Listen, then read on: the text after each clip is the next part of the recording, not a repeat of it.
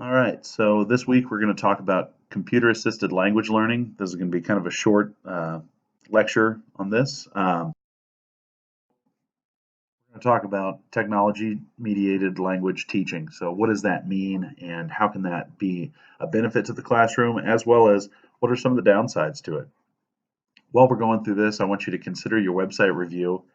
Think about how language can really be a part of technology and how our students can get something a, a get a benefit in language learning from using that technology. All right, so as you can see, technology's really come a long way. It's come a long way since I was in school.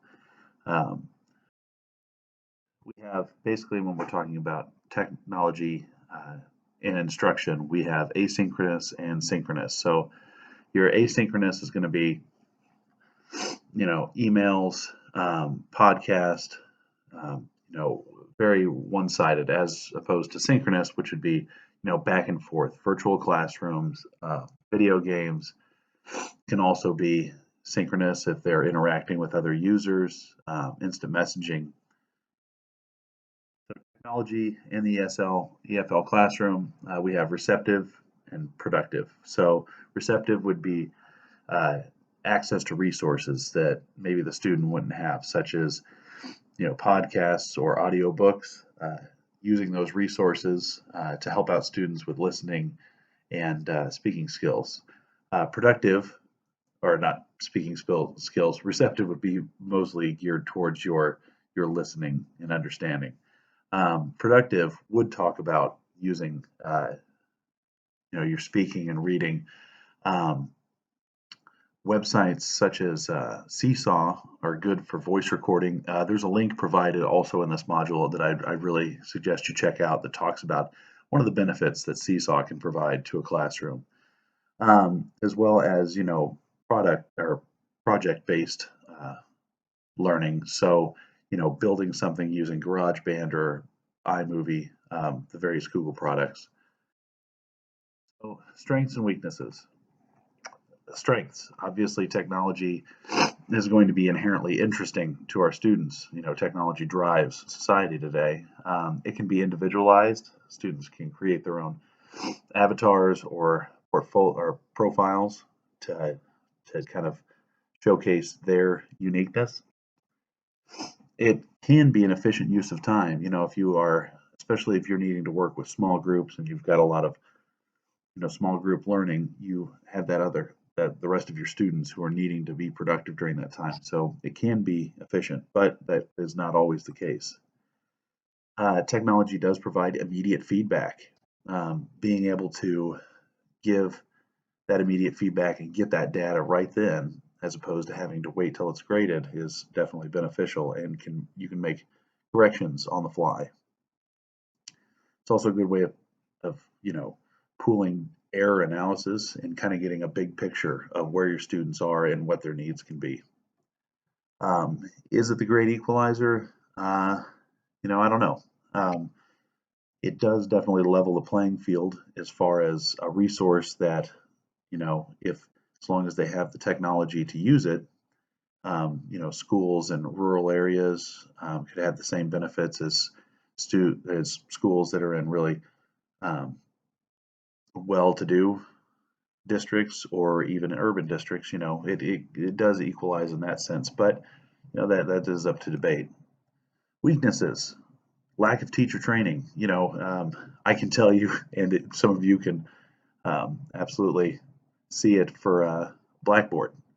Blackboard. I know I've had to make a few changes during this class, and it's a constantly learning thing, and with updates and everything like that, you can't just learn it once. You have to stay up to date on learning. I know that learning Blackboard is an ongoing and probably life-consuming task for me.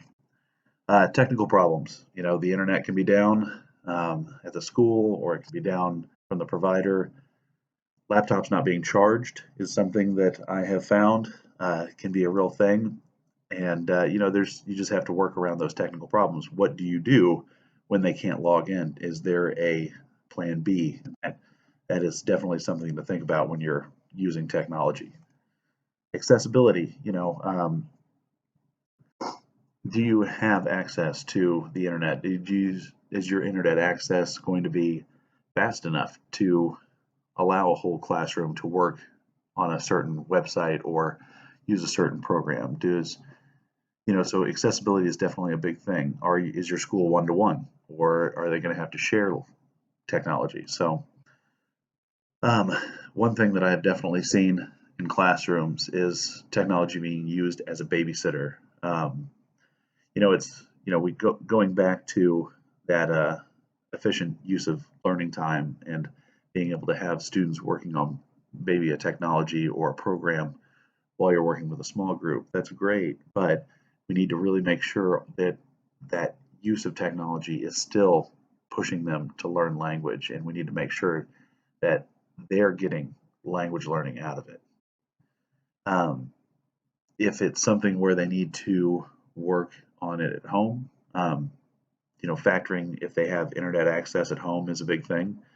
Um, you know, Using a phone or a hotspot on a phone may not be a reliable way of, you know, ensuring that students have access.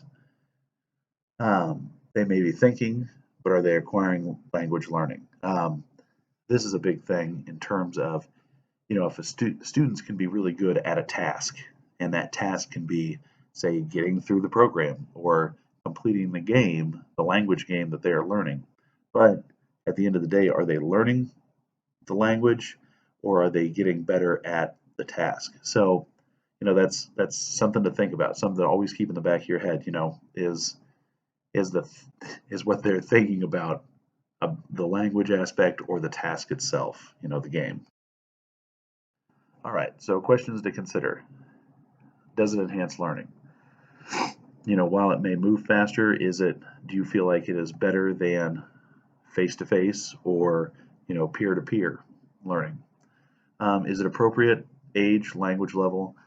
There's a lot of resources out there, so making sure that you go through it as an educator and, really, really look at it in terms of appropriateness as far as, age and content, obviously, but even the language level itself. If it's well above your student's language level, they may be absorbing it, but they may not be learning necessarily.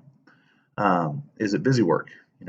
What is the meaning of the task? Is it to, fill a time period, or is it for them to better themselves? How might certain sites help students in language development? And going back to that seesaw, which I highly encourage you to check out that link in that video.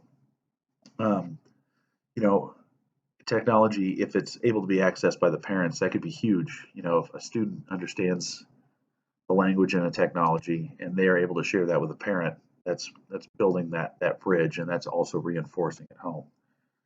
Does it integrate culture? That's definitely something to think about, and something to keep in the back of your mind when you're looking at a technology, a program, or a website that students can interact with. Does it have any form of assessment? There are a lot of education-based sites. I can think of a few like Lexia. I think STAR is another one for math. But Lexia is a reading program, and it has assessments and achievements that the student can get, and that also can the instructor can use to track the student's progress. And then finally, make sure do your students have internet at home, which can be kind of a difficult thing to broach. Students don't want to admit to not having access to technology, and having access to technology may mean that they have a video game system, but that doesn't necessarily mean that they have a computer or really a platform they can use outside of just playing games.